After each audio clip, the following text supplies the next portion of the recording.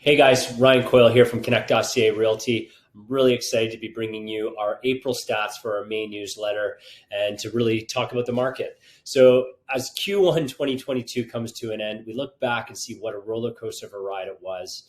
I predicted in early 2021 that we would see price growth north of 15%, specifically for the Toronto condo market, and most likely in the 20 to 23% range due to tight supply levels, and then see prices pull slightly back from a peak created by a fear of missing out mentality to a more balanced market. So what I mean by that is I saw a large wave of demand coming from people moving back to the city, but also from people now priced out of the low-rise market that would start shifting demand towards high-rise.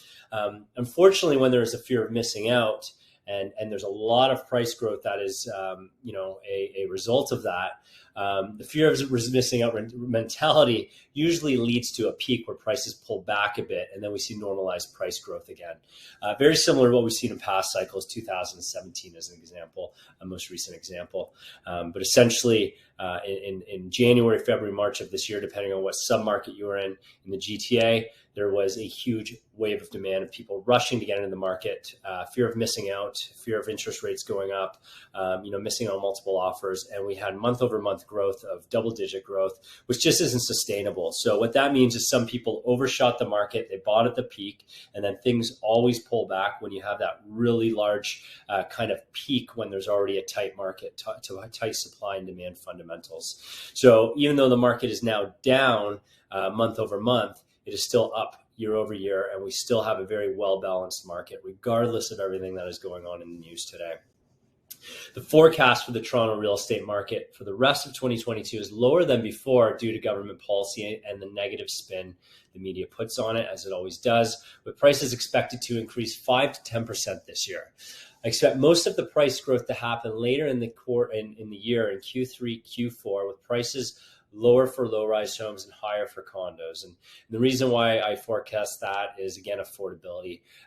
Toronto saw a mass exodus of people leaving Toronto to get houses, and prices in the 905 and surrounding areas.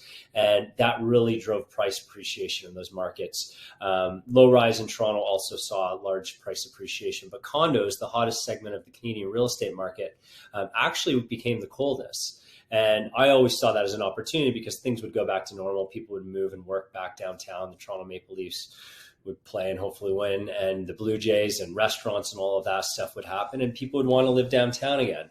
And we're seeing that. So, the forecast for condos is in downtown Toronto is brighter than any other market, in my opinion. Regardless of government intervention or rate increases, there is a fundamental issue of supply and demand, which in Toronto, demand far outpaces supply. In fact, the supply-demand conditions are the tightest we have ever seen them, with really no end in sight. Canadian immigration numbers have increased to 400,000 per year from 180,000 just a few years ago. So to put that in perspective, our supply has remain stagnant. We're not building more homes, but our population growth and our aging existing population has increased a lot. And at no other time in the Toronto real estate market specifically, but other markets in the GTA and a few other across Canada are seeing very, very low supply levels. Based on just a number of factors. Right now we have supply chain issues, which is scary because that increases the cost to build. We see very low qualified trades to actually build property, and we see increasing costs for developers. So a lot of sites that were planned to launch in Q1, Q2 this year have actually held off. Because their costs have gone up too much. So we have a serious supply issue, and a recent CMHC report lists Toronto as at the top of the list for cities needing the most new household formations, but the most historic lows of new housing supply. So we have the lowest per capita housing starts and housing completions. I've got an article, a link to the article. It's a CMHC report in the blog. There's a lot of great reading in there as well. There are many factors like immigration, consistent price and rent appreciation, to name just a few, that make Toronto a desirable market for investors. And probably top of that list is the amount of employment in the city and the diversified nature of employers that call Toronto home. While it is very known that Toronto has a strong financial sector viewed as one of the largest in North America, the city is also emerging as a serious tech hub, rivaling the likes of Silicon Valley.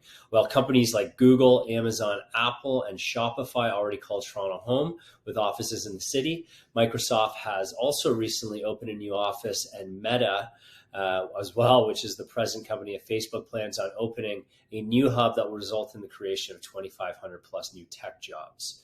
Toronto has in recent years emerged as the third largest tech hub in North America and is home to more tech workers than Chicago, Los Angeles, and Seattle, and only trailing New York and Silicon Valley.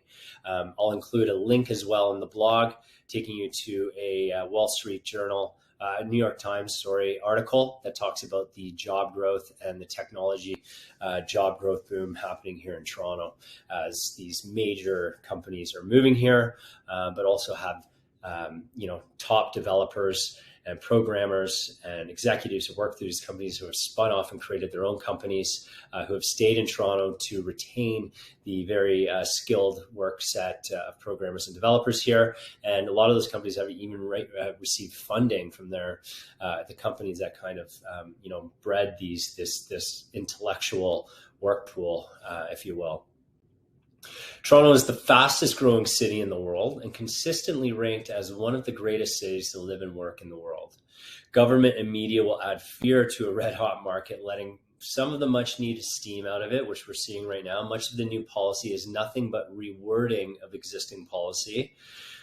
So it won't lead to any change. It'll lead to hopefully more votes from them, and it'll create a fear in the market for a short period of time. So it'll let some steam out of the market. Now, I don't know if they do this intentionally or if they are idiot savants, but for whatever reason, this has been a very cyclical thing where government policy, most of the time ridiculous policy, comes into place or says they're proposing it doesn't actually come into place, and the media takes a spin on it and it actually lets steam out of the market. So the Toronto market definitely needs that, so we don't see those month over month double-digit growths where some people will get caught at the peak, and that could cause problems. So I don't know if it's politics or if it's by accident, but it certainly works. In the long-term view of the market, interest rates will make their way upward, but this will not fix supply. As I mentioned before, supply is the major issue here in Toronto, and there's really no sign in sight. There's no plan to fix the supply issue, no viable plan that will work. We simply are a growing city with a large amount of immigration, qualified people with job skills that are moving to our market. We have an aging population where more than at any other time in the history of the country, we need more household formations just based on our aging population. And, as people come into the GTA, they're going to be looking at affordability, and condos are going to be that entry point for them. So at no other point in real estate since I've been doing it for 18, 19 years, has Toronto specifically looked as good as it does for me. And just to be clear, anytime I'm talking about real estate, I am talking about a long-term outlook. I like short-term growth, but when you use the variable of time in an investment, specifically real estate, which is highly leveraged, you take the risk out of the investment. And, some other things I like looking at is the affordability gap. So the affordability gap in Toronto has never been bigger. Detached homes average 1.947 million. And the average condo price is currently $820,000, creating a $1,127,000 price gap. So many people are priced out of that low-rise market. That is detached homes. Semi-detached and townhomes are much higher than condo prices. So condos have never looked better, and we are seeing that demand come into the city right now and seeing it firsthand. So let's look at the April 2022 condo rental market update. Quick update here. The GTA market continued heating up during the first quarter, with rents really taking off in Toronto proper and slowing down in the 905 in April as demand outpaced new supply. Now, the reason why we're seeing that is that mass exodus out of the city is gone. People want to move back into Toronto. Toronto is back. It is thriving. Restaurants are open. Things are happening. And that demand is coming back. We've literally seen people we've sold and rented properties to in the 905 that left 416 at the beginning of the pandemic, bought, rented in 905, are now coming back into the city.